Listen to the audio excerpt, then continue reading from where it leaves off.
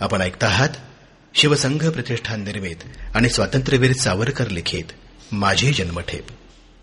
माती मराठी मोळी लावून भाळी घेऊ भरारी, हे तुला नमन गगनात घुमू दे तुझी सदा ललकारी. सारे मिळून एक होऊया, एकच आणिक एकच आमचा रंग. शिवसंघ संघ शिवसंघ. शिवसंघ प्रतिष्ठानच्या वतीनं अंदमान इथं आयोजित करण्यात आलेल्या स्वातंत्र्यवीर सावरकर अभिवादन यात्रेसाठी नोंदणी सुरू आहे. स्वातंत्र्यवीरांच्या वास्तव्यानं पावन झालेल्या अंदमानच्या भूमीवर नतमस्तक होण्यासाठी आवर्जून सहभागी व्हा. पर्यटनातून राष्ट्रभक्तीचा जागर. बुकिंगसाठी संपर्क साधा. शिवसंघ प्रतिष्ठान, द्वारा silicon valley, Ketaki building, Alka टॉकीजच्या शेजारी, पुणे 30. फोन नंबर 9422 77 3503 किंवा 9420 28 5000. या मातीवर उमटू द्या रे नवतेजाचे नव स्वप्नाचे तरंग. शिवसंघ संघ शिवसंघ संघ शिवसंघ संघ संघ शिवसंघ संघ शिवसंघ संघ शिवसंघ संघ संघ. माझी जन्मठेप. प्रकरण 5. काळ्या पाण्याचा समुद्र.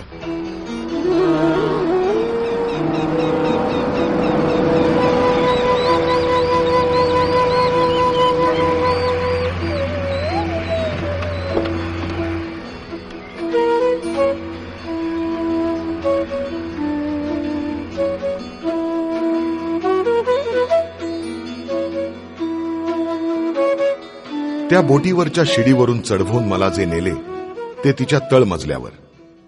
तेथे लोखंडी गज मारलेला एक मोठा गाळा केलेला होता. या बोटीवर तो पिंजरा लांब पण निरुंद, सरासरी 20-30 माणसे सारखी ठेवता येतील असा, पण ज्यात 50-50 जन्मठेपीचे काळ्या पाण्यावरील बंदिवान पशुसारखे कोंबले जात असा हेतुपूर्वक केलेला होता. त्यात ते ठाण्याहून आलेले बंदी एकास एक दाटून कोंबून खेचाखेचीने उभे केलेले मला दिसले. मनात येतच होते, काय मला ह्या कोंदट बोटीवरच्या अत्यंत कोंदट तळमजल्यावरील अंधारी पिंजऱ्यात ह्या बंदिवानांसह कोंबतील की काय. तोच त्या पिंजऱ्याचे दार उघडले गेले आणि मला त्यातच कोंबण्यात आले. मला इंग्लंडमध्ये ब्रॉन्कायटिस नावाचा रोग झाल्यापासून थोड्याशा कोंदट जागी येताच श्वासोच्छ्वास जड होऊन छाती दुखू लागून गुदमरल्यासारखे होत असे. म्हणून मी माझे बरोबरचे गोरे अधिकाऱ्यास सांगितले की अशा कोंदट जागी मला ठेवणे धोक्याचे होईल. त्याने ते बोटीवरच्या डॉक्टरांस कळविले. त्याने सध्या येथे राहा, बिघडले तर पाहू म्हणून सांगितले आणि विशेष सवलत म्हणून त्या पिंजऱ्यातच मध्ये न ठेवता माझे अंथरूण एका कोपऱ्यास एक बारीक बोटीचे भोक होते त्याचे समोर गजापाशी घालावे म्हणून सांगितले. या विशेष सवलतीचा मला काय विशेष उपयोग झाला ते पुढे लवकरच कळेल. तेवढ्यात आणखी कोणी गृहस्थ आले. त्यांनी मार्सेलिसची गोष्ट काढली. मीही मोकळ्या मनानं थोडी चर्चा केली. नंतर आपणास भेटण्यासाठी आम्ही हेतुपूर्वक आलो होतो. ईश्वर तुम्हास परत स्वदेशास आणो अशी आमची मनपूर्वक इच्छा आहे असे म्हणून ते गोरे गृहस्थ आणि ते सर्व अधिकारी टोप्या काढून रामराम करून निघून गेले. एक गोरा गृहस्थ मात्र ते त्यांचे वर्तन न आवडल्यासारखा आणि या बंदिवान पाप्यास तो काय मान द्यावयाचा असे म्हणणारी तुच्छ चिडलेली दृष्टी त्याचवर आणि मजवर फेकीत रामराम न करताच निघून गेला.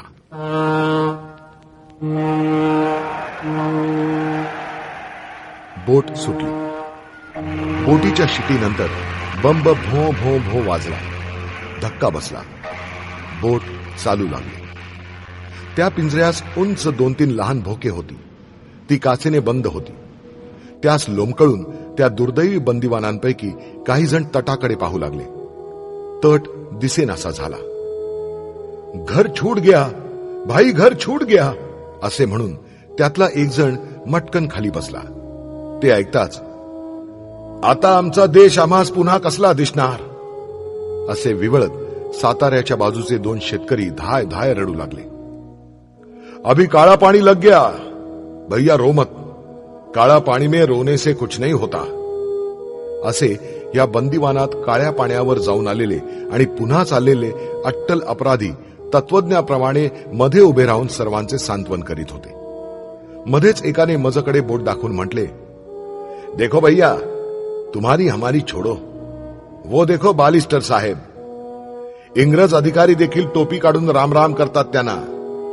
त्यांचे दुःखापुढे आपले काय. असे म्हणताच ते हळूहळू माझे भोवती गोळा झाले. माझी शिक्षा 50 वर्षे आहे हे त्यातील बहुतेकास माहीत असूनही जो तो शिक्षा किती म्हणून विचारी.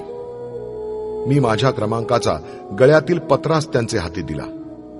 वारंवार 50-50 सांगताना कंटाळून गेलो होतो. मला खरोखरच 50 वर्षे आहेत हे ऐकून त्यासच नव्हे तर पुढे अंदमानासही 15 वर्षे शिक्षेने घाबरलेल्या हजारो बंद्यास कितीतरी धीर येत असे. त्या सर्व बंद्यांचे दुःख मला पाहून हलके होई. बोटीतील गलिच्छपणा. थोड्या वेळाने संध्याकाळ झाली. उकडे फार, दाटी कोण, त्यातही ते गलिच्छ आयुष्यास निर्ढावलेले, कोणी हिंदू, कोणी मुसलमान, चोर, दरोडेखोर इत्यादी गदळ, पापी, दुष्ट, कुणास इंद्रियांचे भयंकर रोग झालेले, कुणाचे तोंडास वर्षानुवर्ष दात घासणे माहीत नाही, अशा त्या 40-50 माणसांच्या अंथरुणावर अंथरुणे चढवून पडलेल्या दाटीत मीही अंथरुण पसरून पडलो. माझ्या पायाशी कोणाची डोकी भिडली होती. माझ्या डोक्याशीच नव्हे तर तोंडाशी इकडे कोणाचे पाय आलेले तर तिकडे वळताच तोंडाशी तोंड भिडलेले. क्षणभर उताणा पडलो. समोरच एक मोठे पिंप अर्धे कापून ठेवलेले दिसले. तेथे थोडी मोकळी जागा पडलेली असे. त्या पिंजऱ्यात इतरत्र झालेल्या दाटीपेक्षा माझ्या कोपऱ्यात कमी दाटी होती आणि म्हणूनच मला या कोपऱ्यात अंथरुण घालण्याची सवलत देण्यात आली होती. पण इतक्यात भयंकर घाण सुटली. नाक दाबून धरले. ते पाहून शेजारच्या एका बंद्याने खुणावले की ते अंधुक उजेडात असलेले पिंप पहा. पाहतो ते पिंप या सर्व प्राण्यास रात्रभर शौचकुपाचे स्थली उपयोगास पडणारे आहे हे कळले. मी तिकडे पाहताच संकोच होऊन त्या पिपावर बसलेला बंदिवान बिचारा उठू लागला. पण मी लगेच त्यास हाताने बैस म्हणून खुणावून म्हटले, अरे हा देहधर्म आहे, यात लाज कसली. थोड्या वेळाने मलाही तेथेच बसावे लागेल. कोणीही काही एक संकोच करू नका. मला नाक आहे आणि तुम्हाला नाही असे नाही. मग तुमच्यापेक्षा मला घाणीचा अधिक त्रास का व्हावा. त्या बंद्यातील एक जुना अट्टल अपराधी जवळ आला आणि म्हणाला, दादा, आम्हाला ही सवय झाली आहे. मी काळ्या पाण्यावरून आलेलो आहे. आपण त्या कोपऱ्यात चला. तिकडे दाटी आहे पण घाण नाही. मी इकडे येतो. हे त्याचे औदार्य पाहून मला कौतुक वाटले. मी म्हटले, देवा, पतितांच्या अंतःकरणाच्या अंगणातही तुळशी वृंदावन असतेच तर. मी त्या अट्टल दरोडेखोराचे आभार मानले आणि म्हणालो, वारा जरा मोकळा यावा यासाठी डॉक्टरानं मला ही विशेष सवलत दिली की गजांशिनी जावे. त्यांचे ध्यानात ही पिपाची गोष्ट आली नाही, पण मी तीही एक विशेष सवलतच समजतो. तुम्ही चिंता करू नका. तुम्हास या घाणीत टाकून मी तिकडे का जावे. मलाही आता असल्या आयुष्याची सवय झाली पाहिजे. रात्री एकामागून एक बंदिवान त्या पिपावर येऊ जाऊ लागले. घाणीची आणि किळसवाण्या देखाव्याची पराकाष्ठा झाली. बंदिवानास शौचास संकोच होईल म्हणून मी डोळे मिटून झोपी गेल्यासारखा पडलो. मन म्हणाले, हाय हाय, हा अक्षरशः जिवंतपणी तुला नरकवास भोगावा लागत आहे. विवेक म्हणाला, वेड्या, ते खरे, पण तेही मानण्यावर आहे. ही तुला विशेष सवलत म्हणून मिळाली आहे ना, मग तिचा विशेष उपयोग का करून घेत नाहीस. जात गोत वर्ग यांचाच नव्हे तर शील आणि शुद्धता यांचाही अहंकार धुळीत मिळवून विश्वाशी समरस होण्यासाठी मोठे मोठे तपस्वी आणि योगीही जे साधन करण्यास कचरतात ते तुझ्याकडून करवून तुझाही अहंकार चक्काचूर करण्यासाठीच ही संधी देवाने दिली नसेल कशावरून. या विशेष सवलतीचा विशेष उपयोग कर. त्रैलिंग स्वामींवर कोर्टामध्ये असभ्य वर्तनाविषयी खटला चालला असता त्याचे साधुत्वाची टर उडवण्याकरता मॅजिस्ट्रेट म्हणाला, पण हे अद्वैतवादी खाताना अन्नच कसे खातात, शेण का खात नाहीत. तेव्हा त्रैलिंग स्वामी हसले आणि तेथेच शौच करून ती विष्ठा हा हा म्हणता लोक निवारण्यास येतात तो त्यांनी खाऊन टाकली. रामकृष्ण परमहंस. रामकृष्ण परमहंसांचीही अशीच आख्यायिका आहे. त्यांची अद्वैतानुभूतीची सर्व साधने संपल्यावर शेवटचे एक कठीण साधन म्हणून ते कलकत्त्याचा मैला टाकतात तेथे गेले आणि हातांनी तेथील विष्ठा उलटी पालटी करीत 5 काड्या भरून तोंडात घातल्या. तू हे बंदिवान विष्ठा करीत असता त्या घाणीने गुदमरून त्या घाणीच्या पिपापासून पळू पाहतोस. पण लोकांच्या विष्ठेच्या पिपापासून तू कितीही दूर पळालास तरी तुझ्या विष्ठेचे पीप तुझ्या पाठीवरच वाहून न्यावे लागत आहे. त्याचे काय? तू ते वस्त्राखाली झाकलेस म्हणून काय, झाकिले तरी पडेची उघडे, सोडी दुर्गंधी चहूकडे. रामदासांनी स्पष्टच सांगितले आहे की घेताची होय सुग्रास अन्न, अर्धी विष्ठा अर्धे वमन, पिता भागीरथीचे जीवन, मूत्र होय तात्काल. मग जर होवो राव अथवा रंक, पोटी विष्ठा चुकेना हे खरे, तर स्वतःच्या मलमूत्रांचा उपसर्ग जसा अनिवार्य म्हणून साहून तू स्वस्थ पडतोस, तसाच त्यांच्याही उपसंगास का सहन करीत नाहीस? भोजना इतकेच जगामध्ये देहधारणास रेचनही अत्यंत उपकारक आहे. असे जग आणि असा देह रचून पुन्हा काही इंद्रियास जे प्रिय ते इतर इंद्रियास असह्य का केले? एका देहाच्या इंद्रियातही हा विषम परस्पर द्वेष का उत्पन्न केला?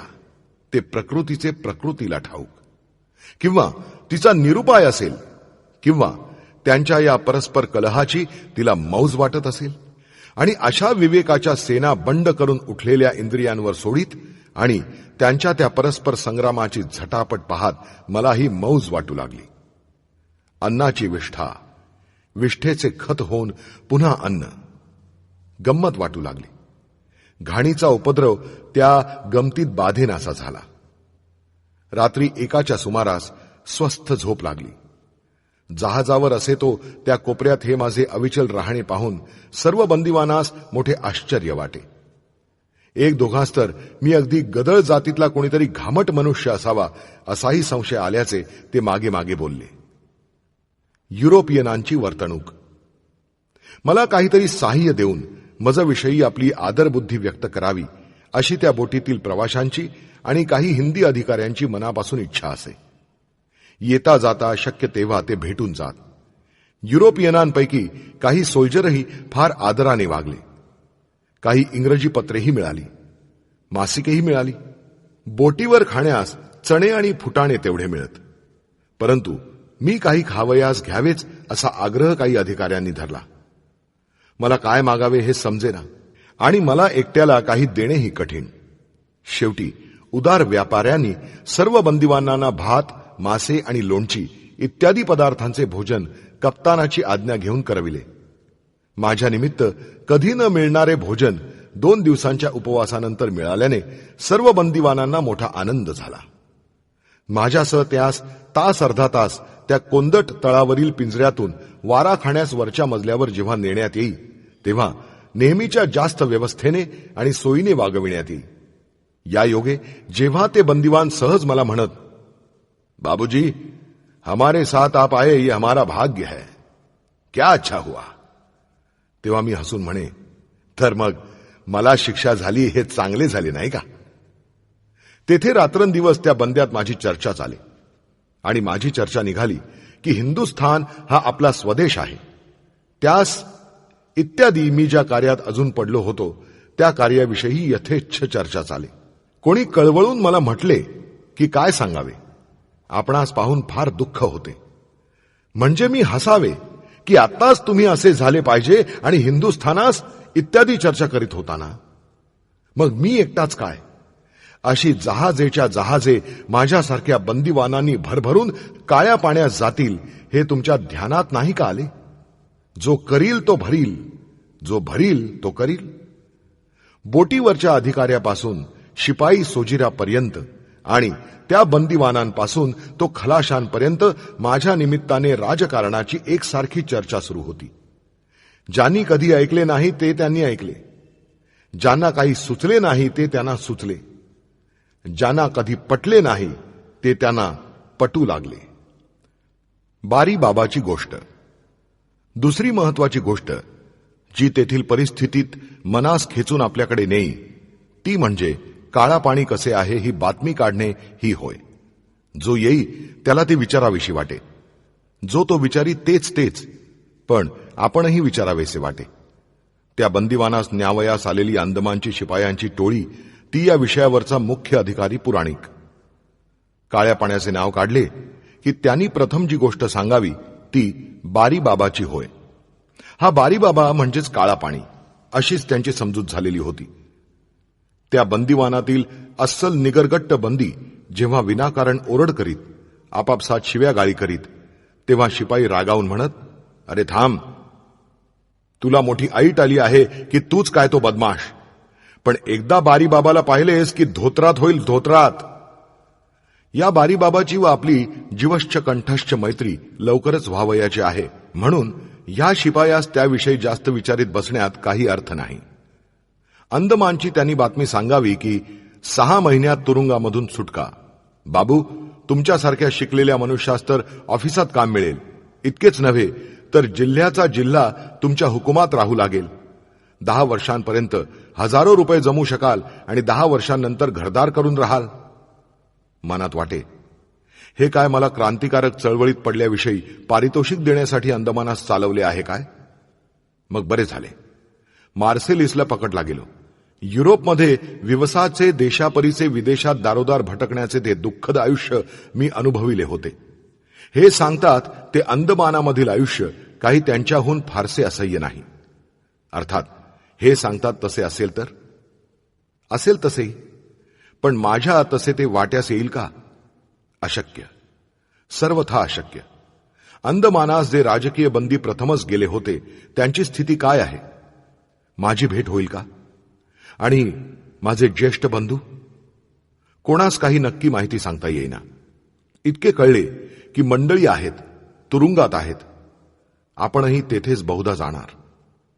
आज सगळे म्हणतात अंदमान लागणार.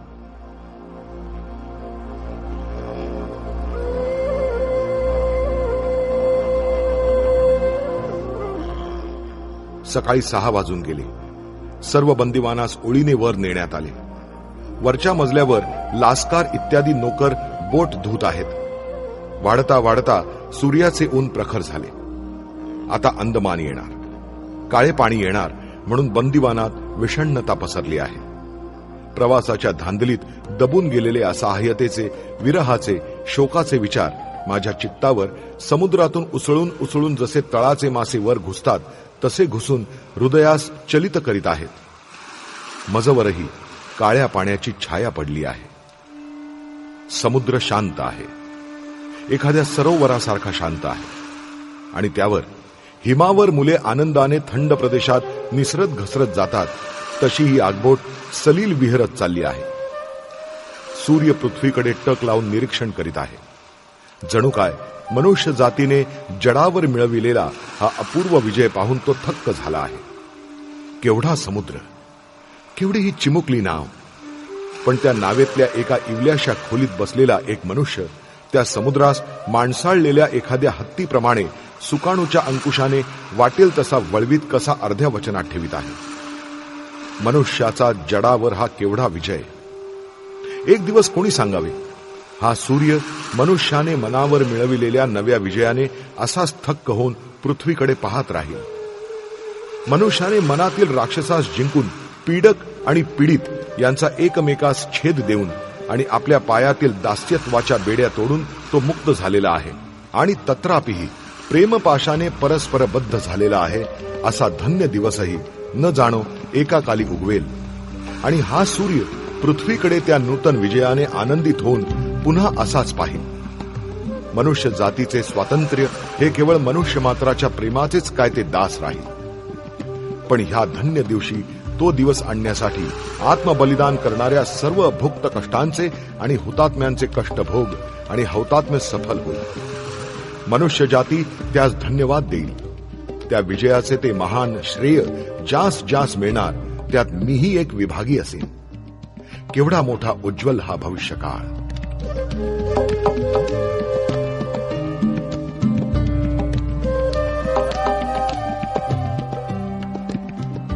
प्रस्तुतची स्थिती.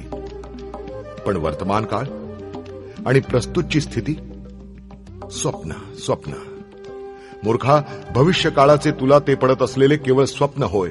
अशी स्वप्ने पाहत पाहत आज वेदकाळापासून मनुष्यांची युगेच्या युगे गेली. केवळ त्या भविष्याच्या स्वप्नाचा उपयोग वर्तमानाच्या रात्रीच्या घोर मोहांधकारात क्षणभर प्रकाश देणे इतकाच होय. हाच समुद्र पहा. केवढी ही अतर्क्य, अदम्य, राक्षसी शक्ती. त्याच्या अंगावर ही नाव निसरत गंमत करीत चालली आहे. तो चालू देतो म्हणून, जसा तो एखादा प्रचंड राक्षस एखाद्या घुंगुरटास आपल्या अंगावर चालू देतो. पाहतो ती गंमत आणि ते त्या घुंगुरुटाचे धारष्ट्य क्षणभर, आणि पटकन चापटी मारून करून टाकतो त्यास होते की नव्हतेसे. तसे हे तुम्हा घुंगरूट मनुष्यांचे धारष्ट्य. ही प्रचंड सामुद्रिक शक्ती खवळेल तर एका लाटेच्या, एका बिंदूच्या, एका तुषारावर ही तुझी नावच नव्हे तर हे खंडच्या खंड उचलून चुरून सुपारीसारखे झटकन गिळून टाकील. तर पत्ता लागू देणार नाही की इकडे कोणी आशिया खंड होते की नव्हते. किती यक्कश्चित हा मनुष्य. आणि त्या यक्कश्चित मनुष्यातील मी आज किती यत्किंचितकर व्यक्ती झालेलो आहे.